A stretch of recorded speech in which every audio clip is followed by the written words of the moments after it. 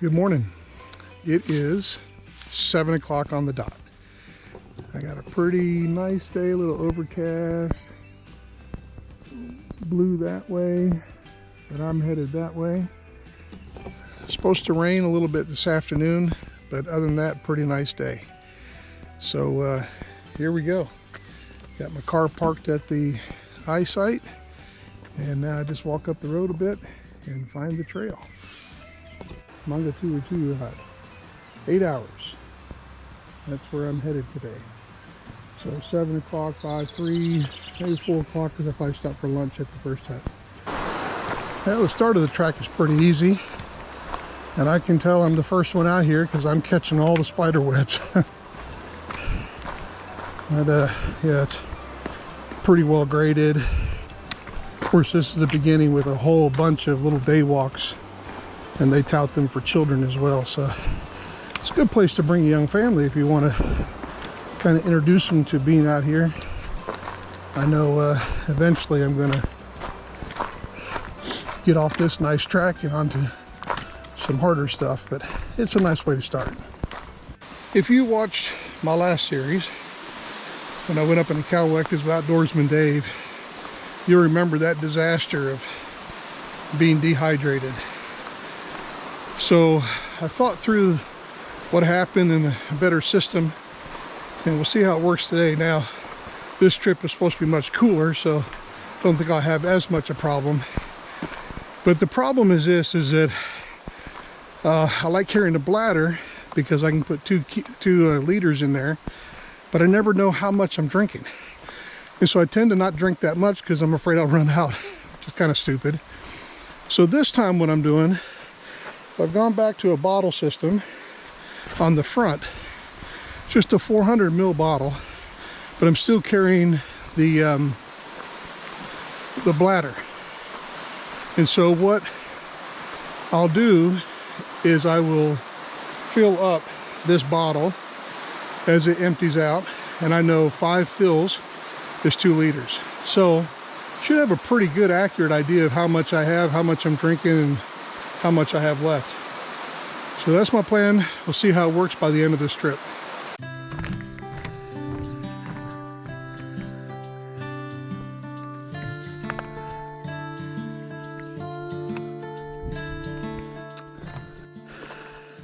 Love these robins.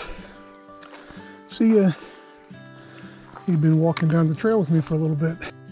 Most of it so far has been this kind of stuff. Just the green tunnel kind of thing. It's interesting, but I'm looking forward to getting out where you have some kind of a view for a while. Every time I come out into one of these, this is the third one now where there's been you can tell there's been a slip, or there's been lahar, who knows what, but they've all got these interesting little names. This is Slippery Gully. The last one was the chute. More boardwalk. It's a lot of work out here. Trail's been in pretty good shape. One tree across the trail looked kind of fresh. But other than that, beautifully marked, beautifully maintained. Look at this stunning view. This is really cool. Really cool.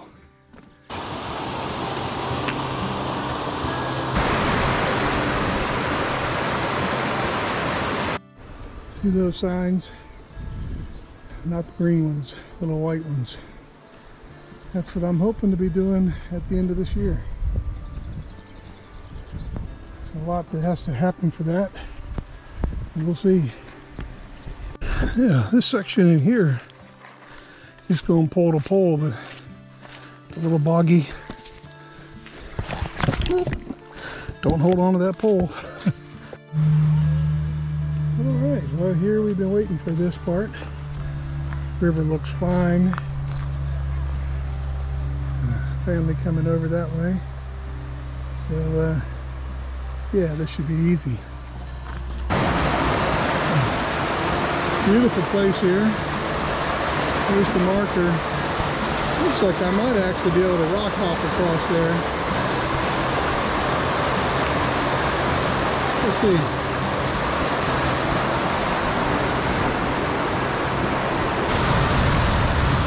That's the place.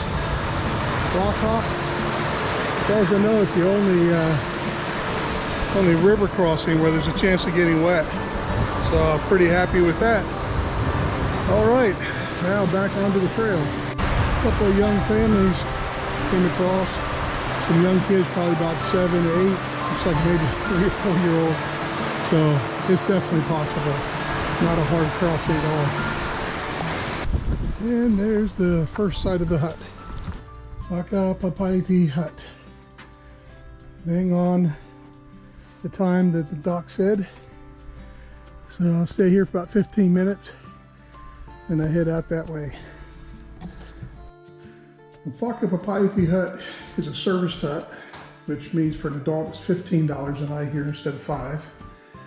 It's a pretty good sized hut. 1, 2, 3, 4, 5, 6, 7, 8, 9, 10, 11, 12, 13, 14, 15, 16, and there's plenty of room on the floor. Wood burner, indoor water. So yeah, pretty nice hut. Nice maps, information. So about 2.5 hours from Whakapapa village. So again, be nice if you have young kids and want to get them out here. This would be a good starting place. Okay, that was actually about a 25-minute stop. Now this one's saying Manga Turu Turu. Yeah. 6 hours. I've seen others that say 5 hours. Well, we'll see. I mean, it's only, what time is it now? It's only 10 after 10. So if it's 6 hours, that still puts me around 4 o'clock, 4:30. So yeah, clouds starting to come in a little bit. Might see some rain today, but I'm not too panicked about that.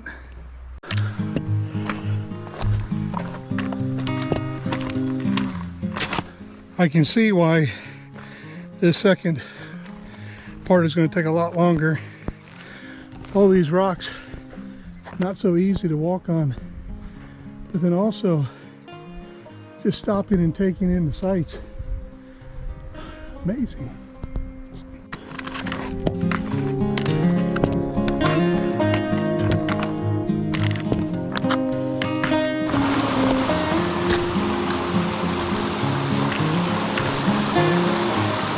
I was just thinking about last night when I got to the cabin at the campground. I got there about 4 o'clock. And all afternoon I did some reading, but I was always thinking, why am I doing this? I don't have to do this. Why am I doing this?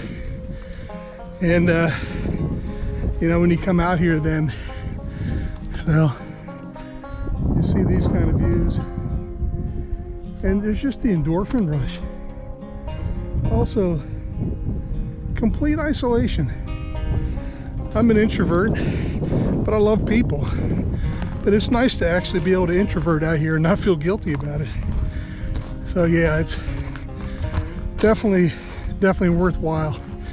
Just got to get past the night before jitters. I'm hoping you can see those waterfalls out there. They are amazing. Comes down to this little bed here. Crossing another little stream and then over. Oh, here comes someone to the side. Cool, someone to talk to. A quick little talk in the middle of the creek there. He said he came from the hut that I'm going to tonight, and there's not been anybody that he's crossed paths with. That doesn't mean there won't be anybody at the hut. Might be people behind me, might be people coming the other direction.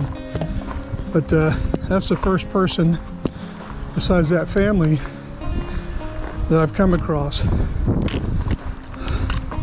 I don't know, I'm just surprised there's not more people out here. Maybe there are and I'm just not aware of it. These rocks, they make you change your gait all the time, so you can't really get into a good rhythm. So I just spent 5 minutes or so coming down that. enjoying lunchtime. This is my view. Pretty amazing, eh? Tell you, this trail is marked really well. And that's it. The last climb for the day. It's a different world out here.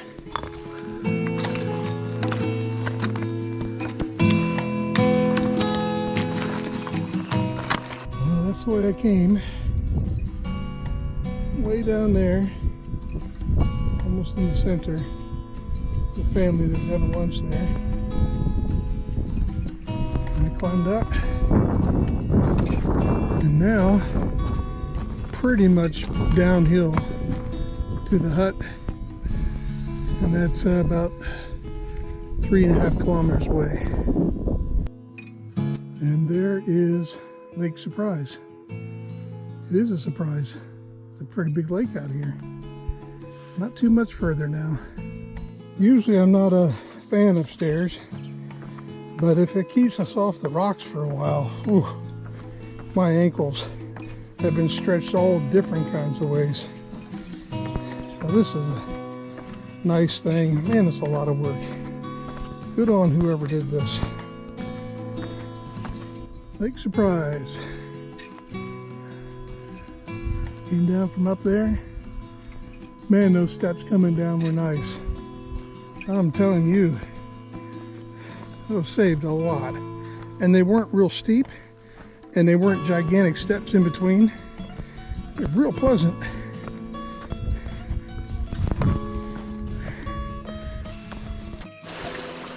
This is actually the path. Man. 7 hours and 45 minutes since I started this morning. 20.5 kilometers. Manga Turaturu Hut opened April 5, 1958. Oh, by the Wanganui Trapping Club. Look at that. Well stocked. That's where I'll be heading out tomorrow. Nice bench. Nice view.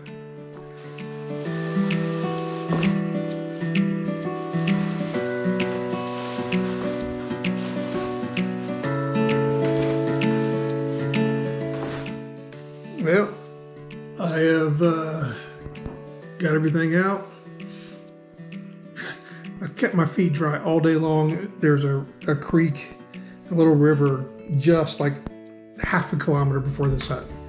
And there's nowhere to cross safely. So I had to just go right through the middle of it and get my feet all wet. I've been working so hard on that today, but oh well. I'm the only one at the hut so far. And I would expect that there'll be someone here tonight with me. I hope so, because it'd be kind of lonely without them. But today was, I started at 7, finished just before 4, so that was almost 9 hours out today. The first part of the day was really easy, the first hut. The second part of the day was really challenging. My feet are beat up from all those rocks. But I'm really glad that I did this. This was my hardest day, I think. I mean, the last day I've got a longer day, but it's mainly downhill. And tomorrow is 13 and a bit. I got to climb right at the beginning, but then it's pretty much downhill and flat and a few small ups and downs. I got a road walk tomorrow as well, so should get in pretty easily, and then spend the night, and then the next night, go from there. So right now I've been filling up with water. The water situation worked out pretty well. I think I probably drank 3.5 to 4 liters of water on trail today, which is significantly more than what I normally do. My voice even sounds better. I did run out of water towards the end, but I only had like about 1.5 kilometers left to do. So I've been filling up a little bit more water. I think I'm gonna lay down for a little bit and just relax, and then make some dinner. It's 6 o'clock. So what have I been doing for the last 2 hours? Well, when I first got here, just kind of stumbled around, figured out where everything was, try to hang some stuff out. And then I went and chopped some wood because I knew I wanted to make a fire tonight. And so when you use the fire, you need to provide for the next group. So it's not super cold, but I'm really trying to get my stuff dried. I've also made my dinner. So that's about 5 minutes away from being ready. And a cup of tea. And I rested for a little bit as well. So that's kind of what I've done the last 2 hours. And next is just eat and keep trying to dry my stuff and then go to bed.